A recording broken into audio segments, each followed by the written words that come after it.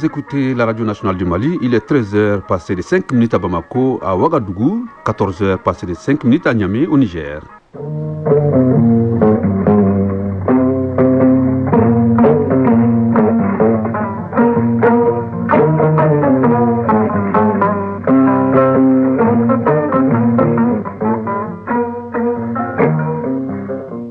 Le journal Soumaïla Berté. Bonjour, l'actualité du jour, c'est ici à Bamako. Bamako, la capitale des États du Sahel, ce mardi, journée consacrée à la deuxième session du collège des chefs d'État de la Confédération AES. Les 3 dirigeants de la Confédération ont procédé tout à l'heure au CCB à l'ouverture des travaux.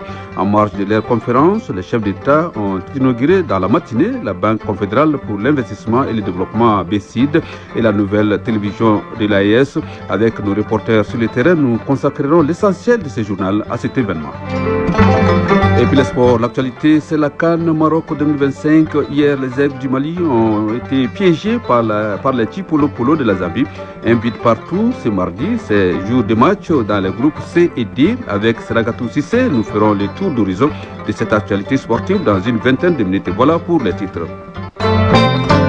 Et soyez les bienvenus dans ce journal. Dans une forme de transition, nous allons tenter de joindre Seydou Traoré depuis le Centre international de conférence de Bamako. Bonjour Seydou Traoré. Bonjour Soumaïla Berté. Vous êtes là? Oui, nous sommes là. Alors, vous venez de suivre à l'instant les allocutions des présidents du Niger, le général d'armée Abdraman Tchani, et du président du Faso, le capitaine Ibrahim Traoré. Alors, qu'est-ce qu'on peut retenir de leur discours?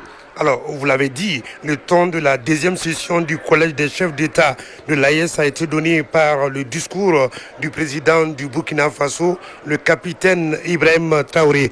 Le président Traoré a surtout revenu sur les enjeux au niveau de la sous-région. Sans détour, il a invité le peuple de l'AES à une prise de conscience face aux complicités internes qui soutiennent d'autres puissances étrangères.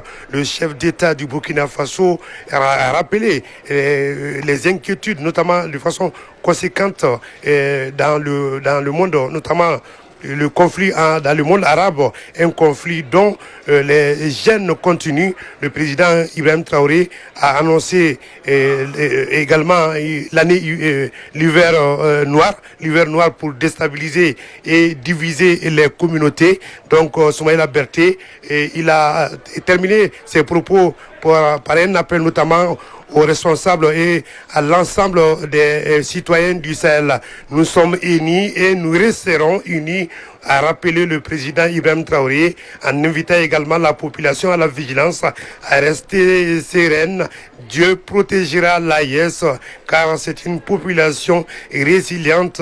Que Dieu nous unisse davantage, à boucler son intervention, le président du Burkina Faso. Alors, le chef d'État du Niger, le général Abdraman Tchani, dans son intervention, a surtout rappelé les perspectives qui attendaient l'alliance de sa création après une année de présidence du Mali, qu'il a salué. Il a salué les bases fondées par le président, le général d'armée Assimi Goïta. Le général Abdraman Tchani a dénoncé également la mauvaise gouvernance des États qui a conduit les prises en main par les dirigeants actuels. Il a aussi rappelé la même mise de certaines puissances et de certains dirigeants complices de puissance. En toute responsabilité, martèle le président Tchani, les dirigeants et les peuples de l'AES ont pris leurs responsabilités. Il poursuit qu'aucun pays ne prendra en otage le destin des peuples de l'Alliance. Il a aussi souligné la guerre communicationnelle et certaines tentatives de déstabilisation du Sahel. Le président Tchani affirme que toutes les manœuvres ont échoué et échoueront. Il a rendu un hommage mérité aux voyants militaires et au peuple de l'AES. Soumaïla Berté. Seydou Traoré, il faut dire que la cérémonie a été sanctionnée par le dernier discours, celui du président de la transition, le général d'armée Assimi Goïta, président de la Confédération de l'AES. Affirmatif, après les mots de bienvenue à ses homologues du Burkina Faso, du Niger et des hôtes du Mali, le général d'armée Assimi Goïta a rappelé le contexte de création de l'AES, ses objectifs et le choix stratégique stratégique. Le général d'armée Assimi Goïta a fait le bilan des 3 piliers de l'AES, à savoir la défense, la diplomatie et le développement. Les actions majeures sont enregistrées côté défense, notamment avec la force unifiée dont le commandement est basé à Niamey au Niger. La diplomatie concertée est la démarche adoptée par les dirigeants de l'AES, précise le président Goïta. Une diplomatie qui a permis aux États du Sahel de s'imposer sur la scène internationale car, dit-il, les pays de l'AES se sont imposés sur plusieurs plans à l'international. Et le président Goïta a saisi cette tribune pour remercier les partenaires sincères de l'AES.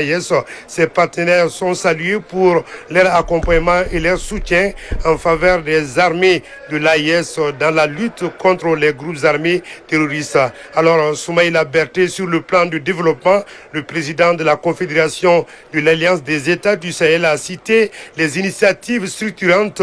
Il a également présenté les avancées salutaires dans le secteur de l'économie avec l'inauguration ce matin de la Banque confédérale pour l'investissement et le développement BICID AES, un instrument financier de financement des projets et programmes et doté d'un capital initial de 500 milliards de francs CFA. La création également de centrales d'achat. À ces lots, le président Goïta est revenu sur la libre circulation des personnes et de leurs biens, ainsi que les symboles communs matérialisés par l'instauration du passeport AES et la dotation de l'alliance du drapeau et de l'hymne de l'organisation Soumaïla Berté. Merci Seydou Traoré, en direct du Centre international de conférence de Bamako. Seydou Traoré, vous l'avez dit, la Confédération des États du Sahel dispose désormais de sa banque d'investissement.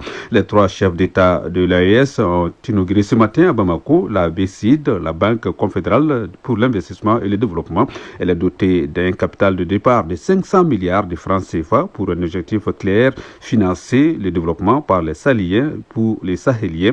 Allons à la découverte de la nouvelle banque avec notre reporter Barakissa Ouattara. Un ruban coupé pour une libération financière commune. Ce mardi matin, les 3 présidents de la Confédération des États du Sahel ont officiellement donné vie à la Banque confédérale pour l'investissement et le développement BICID AES. Dotée d'un capital de 500 milliards de francs CFA, cette nouvelle institution marque le point de rupture avec la dépendance extérieure et le début d'une ère de souveraineté économique. L'édifice est un bâtiment en R+3, moderne et fonctionnel.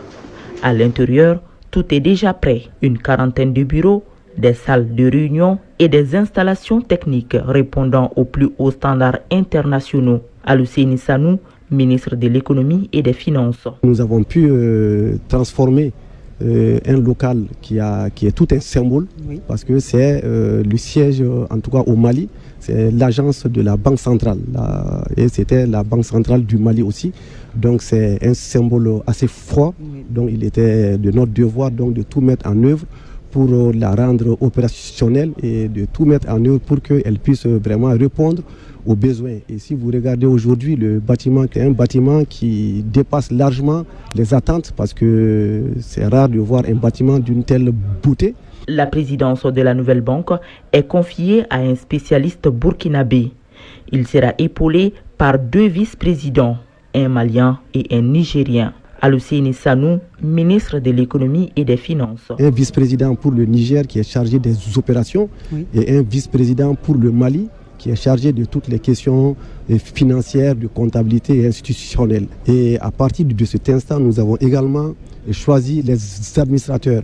La banque est dirigée par 6 administrateurs, 2 du Mali, 2 du Niger et 2 du Burkina. Le premier conseil d'administration de la banque doit se réunir avant le 31 janvier 2026 afin de la rendre opérationnelle. Alousseini Sanou. Cette banque est là vraiment pour permettre de mettre en œuvre donc, tous les investissements structurants qui vont nous permettre d'assurer le développement économique et social dans notre espace. Donc tous les projets intégrateurs et fédérateurs de la Confédération vont être financés par cette banque et la mise en œuvre sera assurée par donc l'agence d'exécution de la Confédération qui est également en train d'être mise en œuvre. C'est l'autorité du Liptako Gourma qui est donc en train d'être transformée en agence d'exécution pour réaliser tous les travaux. En coupant le ruban symbolique, les chefs d'État de la Confédération ne font pas qu'inaugurer un bâtiment. Ils affirment une volonté de souveraineté monétaire et économique. Une nouvelle page de l'histoire financière de la région s'écrit désormais ici à Bamako. Merci Barakissa Ouattara. Il faut dire qu'avant, les chefs d'État du Burkina Faso, du Niger avaient à leur côté du Mali, leurs homologues du Mali ont inauguré la nouvelle télévision de l'AES. Elle est située sur la route de l'aéroport dans l'ancien bâtiment de la Société malienne de transmission et de diffusion. Un nouveau média donc qui se veut à la fois un vecteur de cohésion, un outil d'information de proximité et une vitrine des dynamiques politiques, économiques, sociales et culturelles portées par l'AES. Bonjour Brahma Traoré. Bonjour Ousmane Berti. La nouvelle télévision est donc lancée par les 3 dirigeants de l'AES. Et tout à fait, trois petits coups de ciseaux qui auront certainement un grand impact sur le paysage médiatique sahélien. Par ces gestes, les chefs d'État du Mali, du Burkina Faso et du Niger lancent officiellement la nouvelle télévision de l'AES. Après la coupure du ruban symbolique, les 3 dirigeants ont eu droit à une visite guidée des locaux du nouvel organe. Question de s'enquérir, surtout d'apprécier la qualité de l'infrastructure. Sous la conduite du coordinateur de la télé AES, les chefs d'État ont fait halte dans les studios principaux aux couleurs de la Confédération. Leur satisfaction est grande, un sentiment partagé par les ministres en charge de la communication, dont la voix est portée ici par Alhamdou Aguilien du Mali. C'est vraiment un sentiment de joie et de satisfaction qui anime mes 2 homologues et moi-même ici. Vous savez, cette télévision ne vient pas du hasard, c'est une réaction à un besoin donné. Il y a un besoin de communiquer en Afrique et même dans le monde pour dire la vérité. Le Sahel a toujours été cité, raconté par d'autres et par d'autres médias. Aujourd'hui, il veut se citer et se raconter lui-même. Il veut aussi le faire par ses propres médias. Donc les chefs d'État ont compris que vraiment un instrument de souveraineté, c'est de maîtriser d'abord sa communication. Oui, maîtriser la communication, une mission que s'assigne la télévision de la Confédération AES. Il s'agit de renforcer l'accès à une information fiable pour les populations et de faire entendre la voix de la Confédération sur les scènes africaines et internationales. Et les ministres en charge de la communication entendent davantage travailler à la réalisation de cette ambition commune. En nous dotant de cet instrument, ils ont fait vraiment acte d'une grande clairvoyance que nous allons mettre à profit techniquement pour vraiment mettre cette télévision au service du Sahel, de l'Afrique et de tous les peuples qui se battent pour leur souveraineté. À ce titre, la création de la télévision AES consacre une volonté politique clairement assumée, celle de doter la Confédération d'un outil de communication souverain capable de porter une narration propre en phase avec les réalités, les priorités et les aspirations des peuples du Sahel. Pour ce faire, le coordinateur de la télévision AES, Salif Sanoko, nourrit de grandes ambitions. Une nouvelle télé ou une nouvelle radio, quand on crée, il faut une période de test. Et cette période de test va durer 2 à 3 mois. Pendant ces 2 à 3 mois, nous allons diffuser sur les antennes pendant 6 heures dans la journée des magazines, des documentaires, de la musique, sur les 3 pays. Mais une fois que les ministres viendront nous donner le top de l'opérationnalisation dans 2 ou 3 mois, à partir de là, la programmation même va commencer sur 8 à 10 heures dans la journée dans un premier temps, avec 3 éditions d'informations par jour, avec des magazines, des documentaires, beaucoup de choses. Et surtout, tout sera focus sur le Sahel, c'est-à-dire les 3 pays de l'AES. On aura des équipes à Ouagadougou, des équipes à Niamey, avec lesquelles nous allons travailler tous les jours afin de montrer le vécu quotidien, le vécu réel dans l'espace AES. La télévision AES devient ainsi un instrument commun pour servir l'intérêt collectif et consolider le sentiment d'appartenance à un même espace. À terme, elle ambitionne de devenir une référence médiatique dans la région. Déjà, la structure dispose de l'essentiel pour démarrer ses activités selon son coordinateur. Vous savez, dans la vie, on n'aura jamais suffisamment les moyens de tout ce qu'on veut faire. Mais les moyens mis à notre disposition vont nous permettre de pouvoir faire le travail. Vous savez, on démarre quand même avec, pas nos 32 dents, mais avec beaucoup de dents dans la bouche et surtout des dents très aiguisées. Nous avons une dizaine de caméras déjà disponibles, une dizaine d'ordinateurs. On a 8 box de montage avec du matériel de dernière génération. On a des véhicules de reportage. Que demander de plus? Une salle de digitalisation. Et je pense que maintenant, c'est à nous, en tant que soldats de l'information, de pouvoir faire preuve de ce que nous savons faire et de faire de telle sorte que ceux qui ont eu la confiance de nous mettre ici puissent se dire qu'ils n'ont pas eu la même malheureuse. Au-delà des écrans, ces médias stratégiques traduisent la volonté des États de l'AES de parler d'une seule voix et de construire ensemble un récit commun au service de leur peuple. Merci Brahma Traoré. Nous reviendrons beaucoup plus en détail sur cet événement dans nos prochaines éditions. 13h passées de 20 minutes de l'actualité hors de nos frontières. En Côte d'Ivoire, 40 personnes ont comparé hier devant le tribunal de première instance d'Abidjan. Elles sont poursuivies pour leur implication présumée dans l'attaque des Kafolo survenue le 10 juin 2020 à la frontière avec le Burkina Faso et qui avait coûté la vie à 14 militaires ivoiriens. L'un des principaux enjeux de ce procès est de mettre au jour les complicités, les circuits, les financements ainsi que les éventuels liens entre les assaillants des Kafolo et les groupes terroristes opérant dans la sous-région. Les accusés en cours la réclusion criminelle à perpétuité. La reprise des audiences est fixée au 5 janvier prochain. Au Nigeria, la brouille diplomatique entre Washington et Abuja est désormais résolue, a annoncé le ministre nigérian de l'information. C'est dans le cadre d'une délégation, c'est dans ce cadre qu'une délégation américaine s'est rendue dans le pays afin d'évaluer la situation sécuritaire. Composée de représentants du Congrès américain, la mission a mené pendant près de 2 semaines des échanges avec des responsables politiques, des acteurs de la société civile ainsi que des citoyens nigérians. Selon le département d'État américain, cette demande s'inscrit dans le cadre des réformes engagées par le gouvernement nigérian, notamment celles visant à renforcer la protection des populations chrétiennes face aux violences dans le pays. Aux États-Unis, le président américain Donald Trump a de nouveau haussé le ton à l'égard de son homologue vénézuélien Nicolás Maduro. Le chef de la Maison-Blanche a également adressé une mise en garde au président colombien Gustavo Petro après les critiques de ce dernier sur la saisie des pétroliers par Washington au large du Venezuela lors d'une conférence de presse en Floride. Interrogé sur une éventuelle volonté des États-Unis de contraindre Nicolás Maduro à quitter le pouvoir, Donald Trump a répondu qu'il revient à ce dernier de décider ce qu'il veut faire. En réaction, le chef de l'État vénézuélien a estimé dans un discours que le président américain s'en sortirait mieux s'il s'occupait des affaires de son pays plutôt que celle du Venezuela.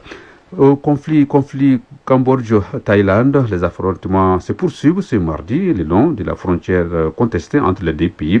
Après plus de 2 semaines de combat, les deux voisins ont accepté d'ouvrir des discussions bilatérales prévu ce mercredi en vue d'un éventuel cessez-le-feu. Cet engagement fait suite à une réunion exceptionnelle des dirigeants de l'Association des Nations de l'Asie du Sud-Est, ASEAN. La Chine s'est félicitée de son rôle de médiation mené aux côtés du bloc régional. Les conflits trouvent son origine dans un différend territorial lié au tracé de leur frontière commune de 800 km hérité de la période coloniale française. Retour à l'actualité au plan national dans quelques instants. Radio Mali à Bamako et environ, 92 MHz en FM pour la chaîne nationale et 95.2 MHz en FM pour la chaîne 2.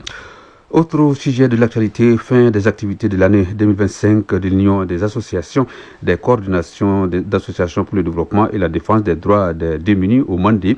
C'était à Samanyana, à la faveur d'un forum qui a réuni les habitants de nombreux villages de la contrée. Ces activités ont notamment porté sur la protection de l'environnement et la gestion des semences agricoles. On fait le point avec Tchemogo Konaté. Agroécologie paysanne, gestion des semences agricoles et protection de l'environnement, notamment les ressources en eau. Ce sont là, entre autres activités menées cette année par l'Union des associations et des coordinations d'associations pour le développement et la défense des droits des démunis dans les 11 communes du Mandé. Des activités qui s'inscrivent dans le cadre d'un programme dénommé Terroir en agroécologie paysanne. Le programme en question est adossé à la loi foncière agricole adoptée dans le but de désamorcer les conflits fonciers au Mali. Moussa Kone, secrétaire général de l'Union. C'est à l'obtention de cette loi foncière agricole qui a eu la relecture du code domanial des fonciers qui est devenu la loi domaniale. C'est pour que les différentes législations foncières puissent collaborer, qu'il n'y a pas de dysfonctionnement. Vous savez tous que dans le passé, il y a eu trop de dysfonctionnements et de vides juridiques, surtout dans les différentes gestions de la terre, qui a fait que 80% des conflits étaient liés aux fonciers et à la terre. Ce forum marque la fin du programme d'activité de l'année qui s'achève. Occasion pour les responsables de l'Union de se prononcer sur le bilan jugé satisfaisant grâce à l'information et à la sensibilisation des communautés. Moussa Kone, secrétaire général de l'Union des associations et des coordinations d'associations pour le développement et la défense des droits des démunis. Tous les dossiers du Mali, c'était les conflits fonciers. Les familles s'étaient explosées. Aujourd'hui, tout le monde crie vraiment à cet ordre historique qu'on avait perdu, qui est en train de revenir.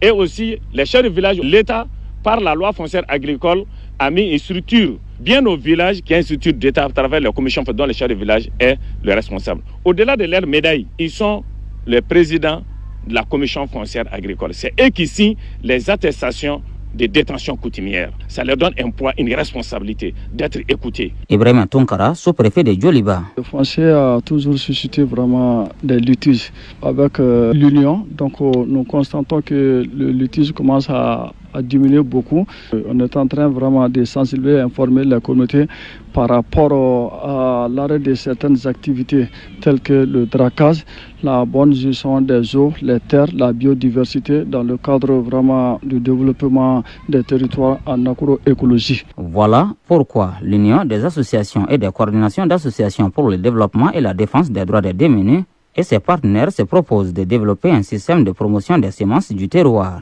Une innovation traduite en actes par la réalisation d'un magasin de conservation des semences dont l'inauguration a constitué la dernière étape de ce forum.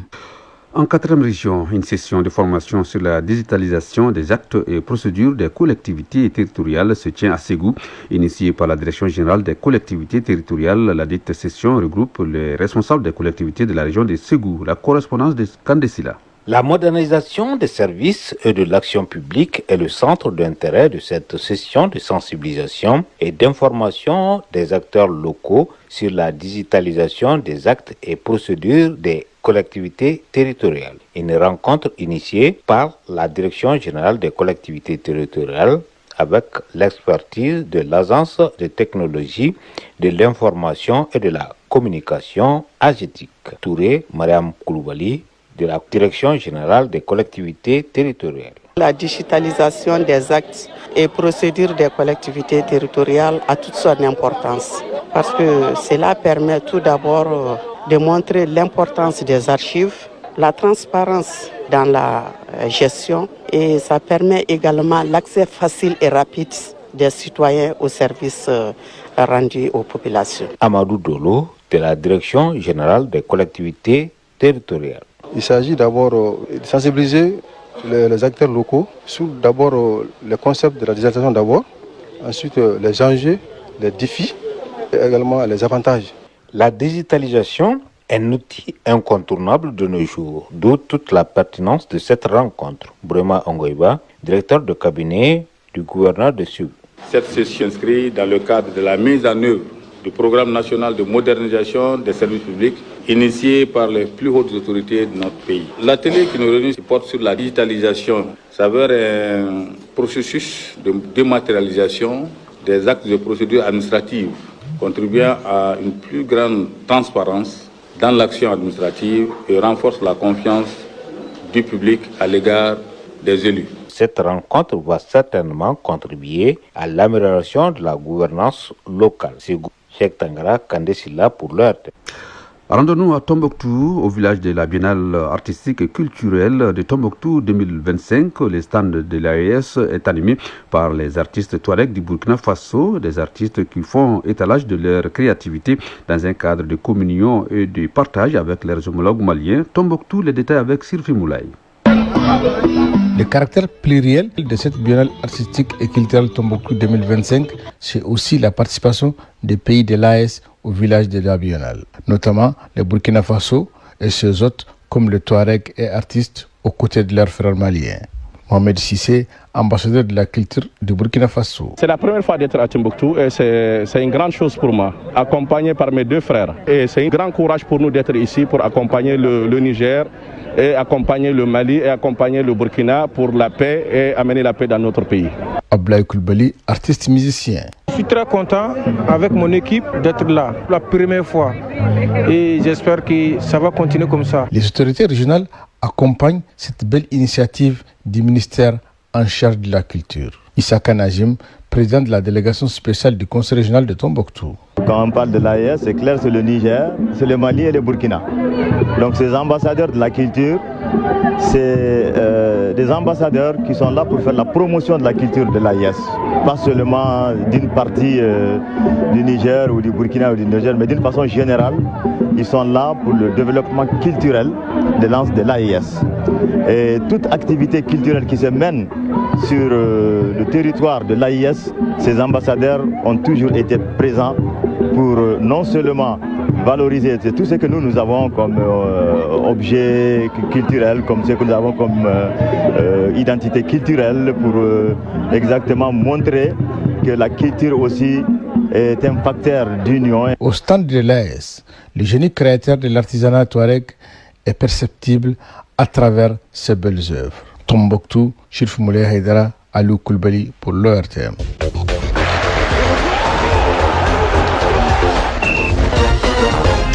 L'actualité des sports de ce journal est consacrée à la CAN Maroc 2025 et elle sera animée avec vous. Seragatou Sissé, bonjour.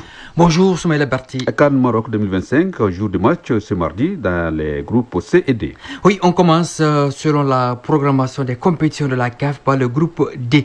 Nous sommes à la mi-temps, la RD Congo mène 1-0 face au Bénin. À 15h, toujours dans ce groupe, au grand stade de Tanger, les Lions de la Teranga du Sénégal seront opposés aux Zèbres du Botswana. Ce sera le premier face-à-face en Coupe d'Afrique des Nations entre ces deux sélections. On suivra nos compatriotes arbitres désignés pour ce match. Modibo Samake, premier assistant, et Boubou Traoré, arbitre réserve. Sénégal-Botswana, c'est en direct sur ORTM 2. On enchaîne avec le groupe C à 17h30 au stade de Fès, Nigeria-Tanzanie. Les Super Eagles du Nigeria et les Taifa Stars de la Tanzanie se rencontreront en phase finale pour la deuxième fois après 1980 et à 20h temps universel au stade Prince Moulay Abdellah, Tunisie-Ouganda. Ce sera la troisième fois que les Aigles de Carthage de Tunisie et les Cranes de l'Ouganda s'affrontent. La Tunisie totalise 2 victoires. Hier, les Aigles du Mali ont réussi une entrée timide, soit un but partout face au Chipolopolo de la Zambie. Oui, au but de Lassine Sinego à la 62e minute avait répondu le Zambien Patson Daka dans les arrêts de jeu du match. Un nul au goût amer dans le camp des Aigles. On écoute la réaction de Mamadou Samassa, l'un des gardiens de but des Aigles, au micro d'Ousmane Daw, l'un de nos envoyés spéciaux. C'est pas inquiétant. Après, on sait que c'est le premier match. On sait que la compétition est très difficile et très très longue. Après, c'est vrai que vu la physionomie du match, on menait à 0. On a pris un but à la fin, ça fait mal. Mais voilà, il y a eu des bonnes choses. On va se reposer tranquillement. On va voir ce qui n'a pas été pour rectifier le tir et faire 2 gros matchs. Il reste encore 2 gros matchs et ça va le faire, Inch'Allah. C'est comme ça. On sait que la compétition au Dakar est très difficile pour tout le monde. Donc voilà, on va essayer de se reposer déjà et Inch'Allah ça va aller. On joue le deuxième match. Oui, c'est vrai qu'on joue contre le Maroc, on sait que c'est une grosse équipe. Voilà, après nous aussi on a une bonne équipe, donc on verra Inch'Allah. Après une journée, le Maroc est leader du groupe A avec 3 points, devant le Mali 1 point, la Zambie 1 point et les Comores 0 point. Les regards sont tournés vers la deuxième journée le 26 décembre avec Maroc-Mali à Rabat et Zambie-Comores à Casablanca. L'actualité dans le nid des Aigles, les joueurs blessés Yves Bissouma, Hamari Traoré et Sikou Niakate, absents lors de Mali-Zambie, ont repris l'entraînement ce matin. Le staff médical est à pied d'œuvre pour remettre ces 3 cadres sur pied. Ah, une bonne nouvelle. Oui. Le groupe B a également ouvert hier les balles. L'Égypte, emmené par ses stars Mohamed Salah et Mohamed Marmouche, a sorti le grand jeu pour se défaire du Zimbabwe 2-1. L'Afrique du Sud, de son côté, a eu raison de l'Angola 2-1. Les équipes vainqueurs se retrouvent le 26 décembre pour un choc électrique. Merci Serakatou Sissé pour toutes ces informations sportives. Ce journal arrive à son terme. Le temps de rappeler l'événement du jour. Bamako abrite ce mardi la 2e session du Collège des chefs d'État de la Confédération AES.